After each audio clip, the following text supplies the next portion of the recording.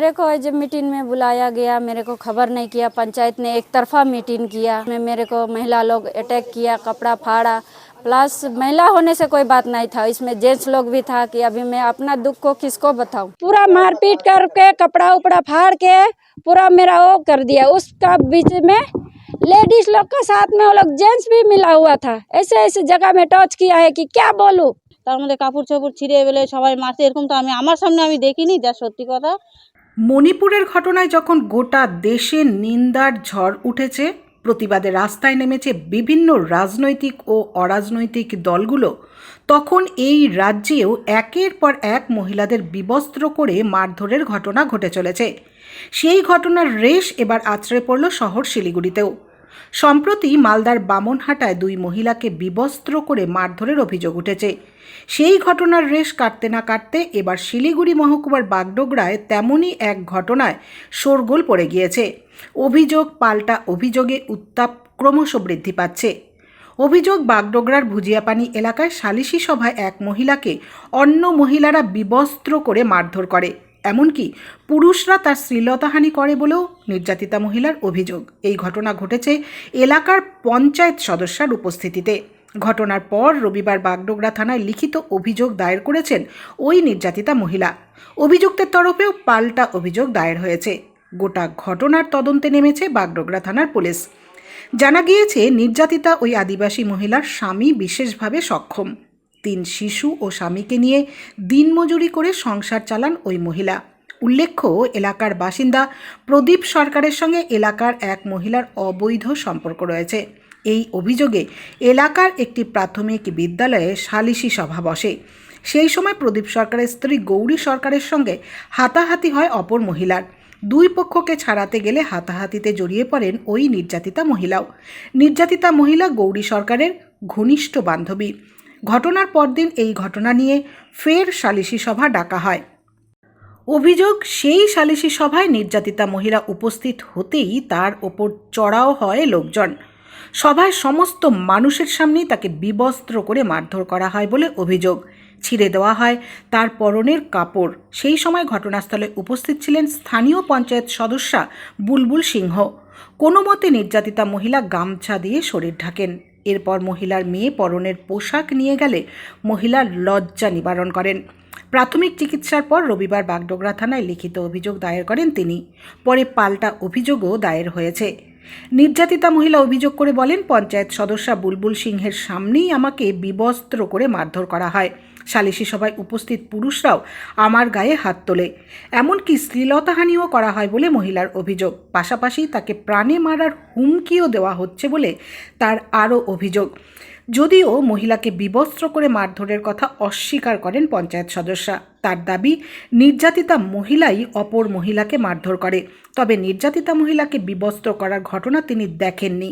Siliguri police কমিশনারেটের ADCP Shubhendra Kumar সংবাদ মাধ্যমে জানান, ঘটনার সত্যতা খতিয়ে দেখে তদন্ত শুরু হয়েছে। मेरे को जब मीटिंग में बुलाया गया, मेरे को खबर नहीं किया। पंचायत ने एक तरफा मीटिंग किया, उसमें मेरे को महिला लोग अटैक किया, कपड़ा फाड़ा। प्लस महिला होने से कोई बात नहीं था, इसमें जेंट्स लोग भी था कि अभी मैं अपना दुख को किसको बताऊं। मैं कुछ खुदकुशी करूं तो फिर अब मेरा 2 बच्चा, पति कौन देखेगा। बोल किसको बोलूं। आप लोग उपाय कर दीजिए। मैं पुलिस का पास भी गई थी, तो वो पुलिस केस लेने से मना कर रहा है। मैं क्या करूं। मैं एक गरीब परिवार से हूं, माँ बाप कोई नहीं, मेरा 2 बच्चा, मेरा पति, हम ससुर। मेरा स्थिति तो बहुत ख़राब चल रहा है। अभी मैं भी एक पेशेंट ही हूँ, कमाने नहीं सक रही हूँ बोल के घर में कुछ करके खा रही हूँ। डेली डेली तो कोई नहीं देगा ना। मेरे को ज्योत्सना नाम वो लोग का मालूम नहीं है, घर तो मैं दिखा सकती हूँ। ज्योत्सना और जो ललिता का बेटा था और ये विकास भी था वहाँ पे, और लड़का लोग था वो मैं नहीं पहचान पा रही हूँ। टुंकी खेरवार है मगर शादी किया है दूसरा। अनाकार दीपक, उस दिन रात को ऐसे 7 से 8 बजा था घटना, तो कलकत्ता रोड भुजियापानी। उस दिन रोशनी खेरवार गौरी सरकार का लड़ाई हो रहा था। वो लोग का पति का मैटर में क्या हुआ नहीं हुआ, मैं लेडीज देख के छुड़ाने गई तो लोग बाद में धक्का मुक्का भी हो गया। उसका बाद में छोड़ा छोड़ी हो गया। छोड़ने का बाद में रोशनी खेरवार ने मेरे को अटैक किया, गला दबा के वॉल में बजड़ा दिया। उसका बाद में छोड़ दिया, दीदी ऐसा कर रहा है बोल के तो कर दिया। उसका बाद में जो वो लोग जो बोल रहा है चूल को पकड़ा, तो मैं भी पकड़ी, तब गौरी सरकार ने मारा। वो बात वहीं पे ख़त्म हो गया।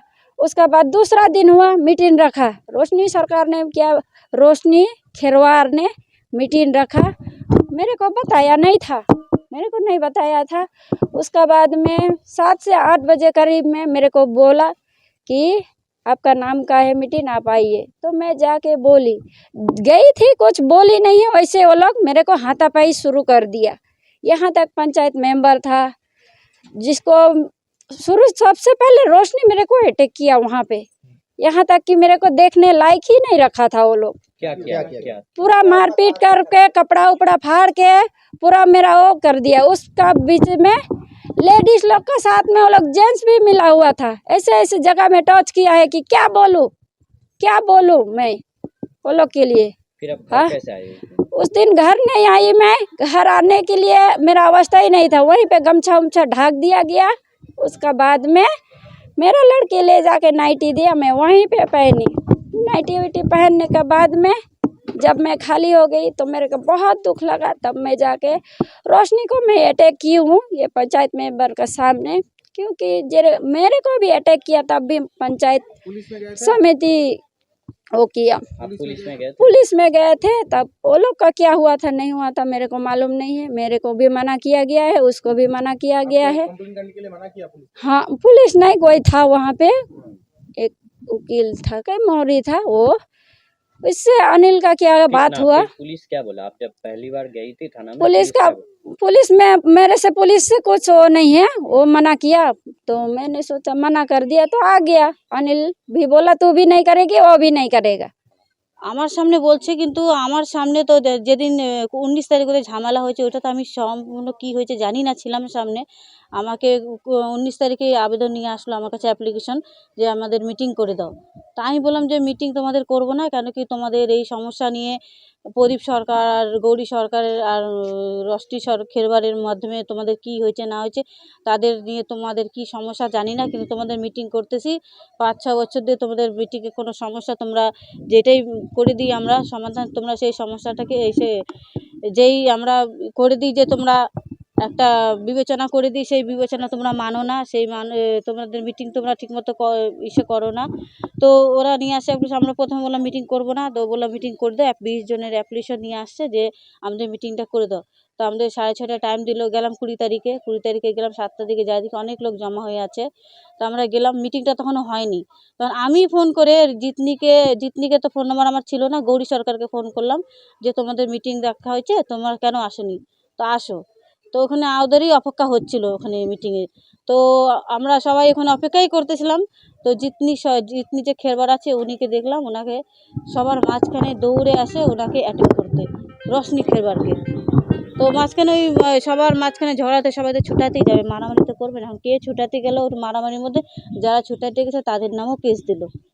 আমি তাই এখন দেখলাম কালকে ওরা কেস দিল। মহিলার যেটা অভিযোগ, না সেরকম করে ওরকম তো মানে না, আমি তো উনাকেই দেখলাম যায় অ্যাটাক করতে, রশনি খেরবারের উপরে অ্যাটাক করতে, মারামারি যায়। এখন মারামারির মধ্যে মারামারি করতে গেলে তো মারামারির মধ্যে হাতাপাই হয়, তার মধ্যে কাপড় চাপড় ছিঁড়ে ফেলে সবাই মারছে, এরকম তো আমি আমার সামনে আমি দেখিনি। যা সত্যি কথা, এটা কোনো ভুল নেই। যদি আপনি আরও লোক ছিল ওখানে যে স্পটে ওখানে হয়েছে, ওখানে আরও লোকের কাছে আপনি জিজ্ঞাসা করতে পারেন, তারাও বলবে। খালি আমার কথা বিশ্বাস না করতে পারলে ওখানে স্পটে আরও লোক ছিল, আরও লোকের কাছে শুনতে পারবেন আপনি সত্যিটা কি। কিন্তু আমার সামনে এইভাবে ওনাকে যে মারধর ওরকম নেই, মারামারি উনি ওর অ্যাটাক প্রথমে করছে, তারপরে ওনাদের মধ্যে দুজনে হাতাপাই মারামারি হচ্ছিল। যারা ছুটাতে গেছিলো তাদের উপরে জিতনি খেরবার কেস করে দিয়েছে। তো এই যে একটা যেটা অভিযোগ, যে এই ঘটনার পর উনি পুলিশ অভিযোগ দায়ের করেছেন, তারপর ওনাকে বাড়িতে গিয়ে প্রাণে মারা না, বাড়িতে তো কেউ মারতে যায়নি। আজকে কিছুক্ষণ আগে নাকি ওনার বাড়িতে গিয়ে প্রাণে মারার হুমকি দিয়েছে, পুলিশও এসেছে। এখন তো এখনকার আমি কথা তো জানি না। এখন তো আমরা মন্দিরে গেছিলাম, মন্দির থেকে আমরা এতে ঘরে আছি। পুলিশ প্রশাসনকে কি বলবেন? এখন আসছে যে পুলিশ প্রশাসনকে আমাদেরকে তো আগে বললো যে তোমরা এই দুজনের মামলাটা তোমরা মিটমাট করে নাও। দেখো দুইজনেই দুই পরিবার গরিব আছে, যদি কেস টেস হয় দুই পরিবারই ঝুলবে, দুই দিকেরই পয়সা খরচা হবে। তো তোমরা মিটমাট যদি করে নিতে পারো তো করে নাও, তা আমরা দুই পরিবারকেই বুঝালাম, পরশুদিন পর্যন্ত কোনো কেস হয়নি, কালকে জিতনি খেরবার গিয়ে কেস করে দিছে, তারপরে তো রশনি খেরবারও যায় কেস করলো।